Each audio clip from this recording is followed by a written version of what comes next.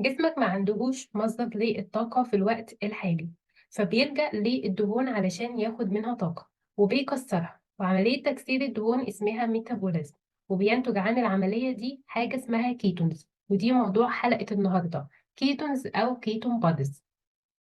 أهلا بكم في قناة تحليلك كان إيه. لو مش مشترك في القناة اعمل سبسكرايب. يعني إيه كيتونز؟ هي عبارة عن نواتج عملية الميتابوليزم للدهون داخل الجسم بهدف إنتاج الطاقة.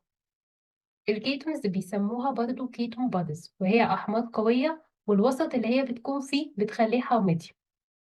في حالة الناس الطبيعية الجسم بيصنع كمية بسيطة جدا من الكيتونز بحكم إن هو أصلا عنده مصدر أساسي للطاقة اللي هو الكربوهيدرات معتمد عليه مش الدهون. لذلك في الحالة الطبيعية تركيز الكيتونز في البول وفي الدم بيكون قليل جدا.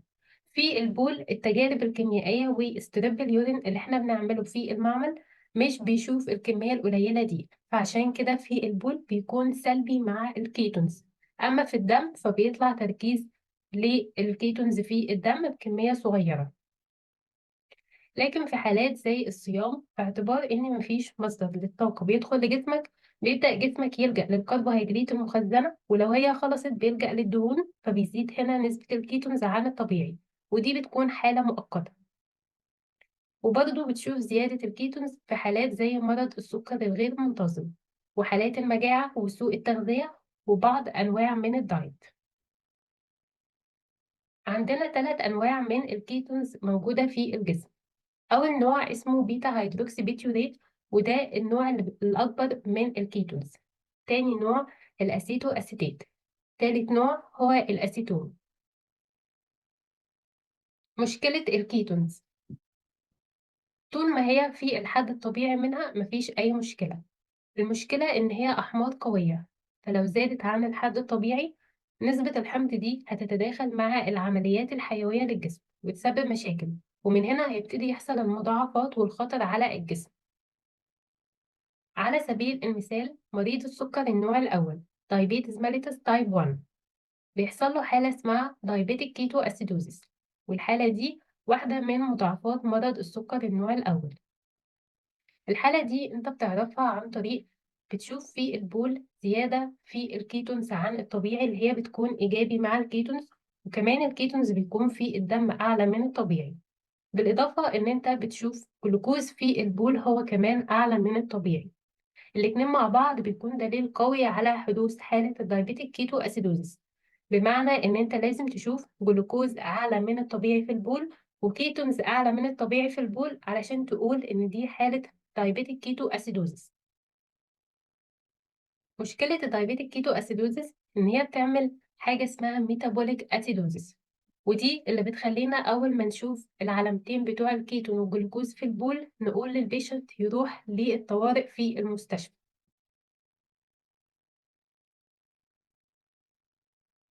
ازاي بتحصل حالة الدايبيتيك كيتو اسيدوزيس في جسم الإنسان؟ الحالة دي بتحصل لمريض السكر النوع الأول. فمريض السكر النوع الأول بيكون عنده مشكلة وهي نقص في مستوى الأنسولين.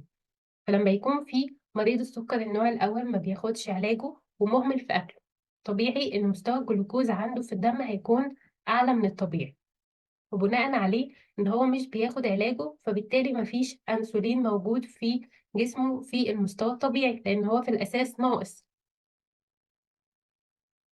فكرة إن الأنسولين وظيفته في جسم الإنسان إن هو بيدخل الجلوكوز للخلية عشان الخلية تعتمد على الجلوكوز كمصدر للطاقة. فدلوقتي الخلية مفيش جلوكوز بيدخل لها لأن في الأساس مفيش أنسولين، فالخلية ما بيدخلهاش جلوكوز، فالخلية هتشوف ده إن كده الجسم ما فيهوش جلوكوز في العموم. فالجسم كده هيترجم الموضوع إن هو عايز جلوكوز مع إن مستوى الجلوكوز في الأصل عالي في الدم، فيلجأ الجسم الإنسان لعمليات من الميتابوليزم علشان يطلع منها جلوكوز تاني عشان يستهدف الخلية تستهلكه، ويلجأ من العمليات دي لتكسير الدهون وهي ميتابوليزم الدهون. فبالتالي ينتج من العملية دي زيادة مستوى الجلوكوز في الدم، وكمان بيزيد مستوى الكيتونز في الدم. بالتالي لما يزيد الجلوكوز في الدم مستوى الجلوكوز في البول هو كمان هيزيد، ولما يزيد الكيتونز في الدم مستوى الكيتونز في البول هو كمان هيزيد. وبسبب زيادة الكيتونز في الدم هينتج هنا حالة حموضة في الدم أو الأسيدوزيس. إزاي تكشف عن الكيتونز في المعمل؟ تقدر تحللها من البول أو من الدم بنفس اسمها كيتونز إن يورين أو إن بلاد تيست. مين اللي المفروض يعمل التحليل ده؟ مريض السكر النوع الأول اللي كان عنده تاريخ سابق من حالة الدايبيتك كيتو أسيدوزيس، أو مريض السكر اللي مستوى الجلوكوز زاد عنده بشكل غير متوقع مع أعراض زي ألم في البطن وغثيان، لأن الأعراض دي أعراض الكيتوزيس أو أعراض تكوين الكيتونز في الدم بصورة أعلى من الطبيعي. دول علامات خطر، لكن ممكن الكيتونز تزيد في الدم في حالات مؤقتة زي حالات الصيام والحمل وبعض أنواع الدايت، وهنا برضو ممكن يعملوا تحليل الكيتونز إن يودن أو إن بلاد، لكن الموضوع مش بيكون بخطورة مريض السكري. لسه قايلين إن الكيتونز موجودة في الدم وموجودة في البول لكن في مستوى قليل جدا. تحليل الكيتونز إن يورين تيست بيتم من عينة يورين. الكيتونز موجودة في البول لكن تركيز قليل جدا، أقل من إن الستريب بتاع اليورين يشوفه أو أي تجربة كيميائية تحدده. لذلك في الحالة الطبيعية الكيتونز في البول بتكون سلبي. بتكشف عن الكيتونز إزاي في البول؟ بيكون عن طريق ستريب اليورين. بس فكرة الاستراب بيكشف عن نوع واحد من الكيتونز، هو مصمم كده. النوع ده بيكون اسمه أسيتو أسيتيت. في بعض الشركات بتضيف مادة اسمها جلايسين على الكاشف بتاع الكيتونز في الاستراب، فبالتالي تقدر تكشف عن الأسيتو أسيتيت والأسيتون كمان.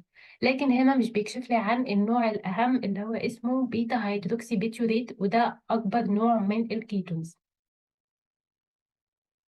النتائج بتاعة التحليل: وجود الكيتونز في البول لوحدها ممكن يكون سببه الحمل، سوء تغذية، الصيام لفترات طويلة، المجاعة، القيء، بعض أنواع الدايت اللي هي الحالات المؤقتة.